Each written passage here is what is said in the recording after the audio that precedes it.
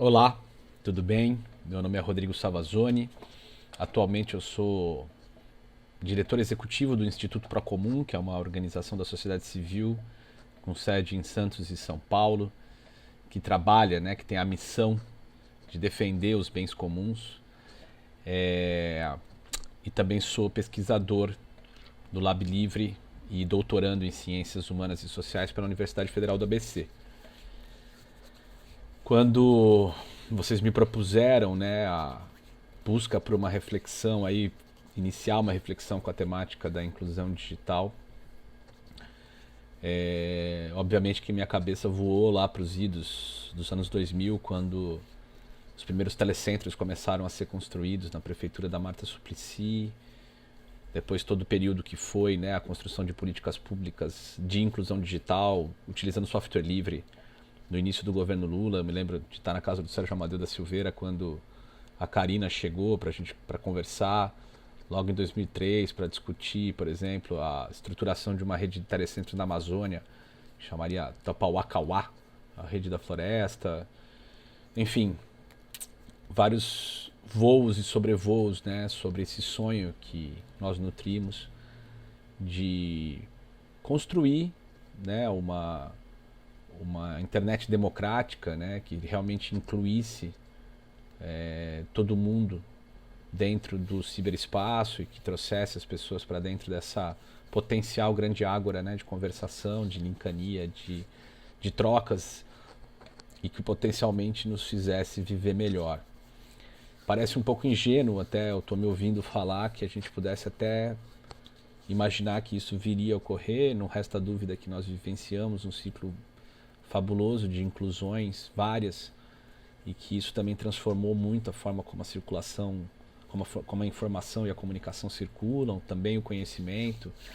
Eu não sou um detrator de nós mesmos, assim, daquilo que foi a nossa escolha naquele momento, mas é preciso refletir, um pouco em perspectiva histórica. E quando o convite chegou, ele me fez, obviamente, olhar para isso, olhar com carinho, assim, para toda essa questão, e pensar que, de alguma maneira, eu fiz parte de um grupo que talvez nunca tenha se aceitado por completo a ideia de uma inclusão digital, Eu acho que quando a gente começa a trabalhar com a ideia de cultura digital, não em oposição, mas a ideia de que não bastava incluir, era preciso formar uma nova cultura que estava muito mais ligada ao upload, a como você consegue entrar na rede como produtor, do que como consumidor de conteúdos, informações,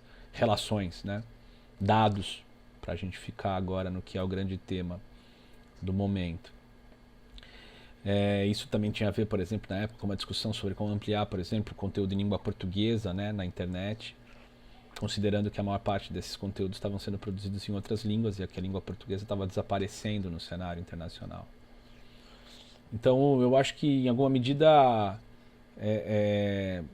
pensar, para mim, sempre foi difícil pensar dentro da caixa da inclusão digital. E isso fazia com que a gente pudesse, a gente talvez em alguns momentos, inclusive, perdeu possibilidades de diálogo entre engenheiros e, e científicos das ciências duras com o campo mesmo das artes, da cultura. Enfim, talvez tudo fosse a mesma coisa, mas a gente enxergava por prismas diferentes, o que acontece muito costumeiramente, Atualmente, eu diria que nem o termo inclusão digital, nem o termo cultura digital tem sido um tema com o qual a gente trabalha. Assim, a gente acabou por fazer um recorte dentro desse campo, que é pensar as tecnologias do comum de uma forma um pouco mais ampla, e aí pensar também em tecnopolíticas do comum, tecnoestéticas do comum. Eu sei que são termos que soam como palavrões, pela sua, talvez um pouco herméticos, mas tem a ver um pouco com um recorte que já não trata tanto de uma espécie de crença de que havia ou há, a possibilidade basta incluir para que a coisa se desenvolva, né? Eu não sei se eu já acreditei isso em algum momento. A gente sempre trabalhou muito com o processo, né, de criação de apropriação crítica, com outros conceitos que vinham, né, de outras formas de entender o que é o processo de aprendizagem propriamente dito, né? Mas eu diria que é muito mais nesse sentido hoje que a gente vem trabalhando, né? Como que se a gente vai incluir, acho que nesse sentido a coisa se mantém, né? Porque acho que uma das coisas importantes quando a gente pensava na inclusão de tecnologias, né, e nas comunidades e a relação que a gente fazia com isso lá atrás, já se tratava, na verdade, de um processo de pensar a inclusão de uma maneira crítica, né? Que as pessoas não fossem simplesmente usuárias, que as pessoas não fossem, entre aspas, né, incluídas para a reprodução, né? Mas que elas fossem sujeitas, autônomas na relação do processo tecnológico, inclusive podendo acessar os códigos, pensar-se como desenvolvedoras, né? Não só como usuárias. E eu acho que nesse sentido o desafio permanece, né? Continua sendo esse, né? Quem produz, né? Aquela frase do programa ou seja programado, né? Quer dizer, ainda persiste. Esses sistemas estão, e eu acho que a gente regrediu, né? Inclusive do ponto de vista das políticas públicas que pretendiam garantir que nós tivéssemos uma abordagem pública com investimento estatal em relação a esses temas, né? Eles desapareceram do cenário. Tudo virou basicamente estímulo a empreendedorismos e outras coisas que têm a ver muito mais com formas de mercado do que propriamente com formas cidadãs, né? Não à toa a gente nos últimos tempos tem trabalhado com essa ideia de inovação cidadã, né? O próprio termo inovação é complicado, né? Porque inovação no fundo é um processo que ocorre dentro do mercado, mas a gente optou por fazer essa disputa tentando, né, construir essa relação para tentar também capturar, né, sequestrar de quem nos sequestrou, sequestrar de volta, né, essa possibilidade de pensar as comunidades como sujeitas da produção tecnológica, né, como um potencial ator na produção de tecnologias, né. Então eu acho que nesse sentido o desafio de lá de trás não mudou tanto assim, né? Em alguma medida ele permanece, ele persiste, talvez o nome tenha mudado, talvez não faça muito sentido a gente falar em digital, em inclusão digital, mas eu acho que isso tudo está um pouco associado à própria ideia de inovação cidadã quando passa por isso, e pensar nessa dimensão, pensar essa ampliação da própria ideia de tecnologia, né? Tecnologia não só como black box, né? Como caixa preta, como dispositivos, artefatos ligados ao mundo digital, mas também como vários tipos de processos criativos, inclusive metodológicos, que fazem com que as pessoas possam transformar, né, produzir uma diferença dentro de seus contextos e, consequentemente, melhorá-los, né? E aí eu diria que, em alguma medida, isso para ficar num recorte, né? A gente pode olhar também para o fato de que eu tenho filhos adolescentes, né, e percebo que a inexistência de uma pedagogia, né, do computador, né, do software, ela reduz, né, o aplicativo é uma versão muito reduzida do potencial do software, né, o fato da gente não trabalhar mais com computadores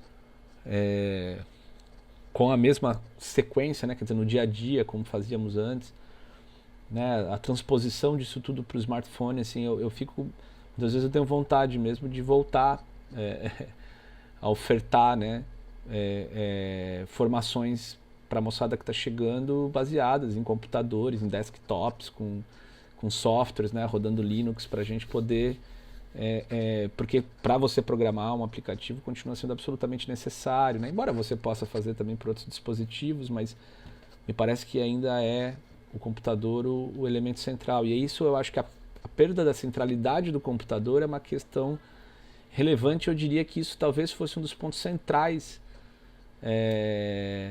que a gente deveria retomar, ou enfim, tentar construir alguma coisa, não numa perspectiva passadista, mas de fato de projeção numa direção futura, assim, né? Devolver a centralidade do computador e do software. Porque para isso tudo vai vir, né? Assim, isso tudo é fundamental, por exemplo, para você pensar tanto do ponto de vista de algoritmos, de pensar inteligência artificial, então é o computador, né? A gente está falando aí a IBM e a Google, né, anunciando aí a capacidade do bit quântico.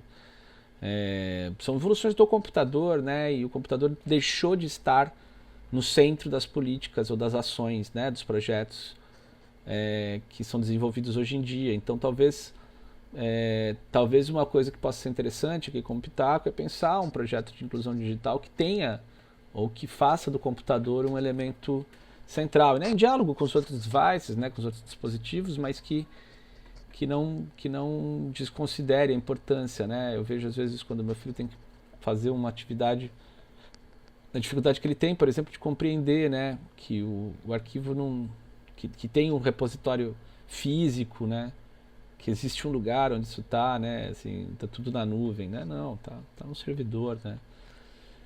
Então acho que tem muita coisa, assim, óbvio que a exclusão digital, a brecha digital permanece, né? A gente ainda tem uma grande parcela da população sem acesso a conhecimentos e a tecnologias. Então, num país como desigual como o nosso, são questões que se colocam muito seriamente, né? E seguem e persistem, né? Porque esse é o grande problema do Brasil, nessa coexistência de cenários absolutamente díspares, né? Desde o mais avançado, né? O fato de a gente ter, por exemplo, um acelerador de partículas, né, em Campinas, que é um dos mais importantes do planeta, e continuar tendo favelas de palafita aqui a 10 quilômetros da minha casa, né, em Santos. Então é isso, sim, eu acho que são essas as minhas contribuições. Queria agradecer o convite de vocês, me pus a pensar, peço um pouco de desculpas, peço desculpas pelo atraso no envio, mas é porque realmente me coloquei, fiquei pensando vários dias. Hoje resolvi gravar para não deixar de dar minha contribuição a esse excelente projeto que vocês estão fazendo. Longa vida, muita sorte. Tamo junto. Valeu.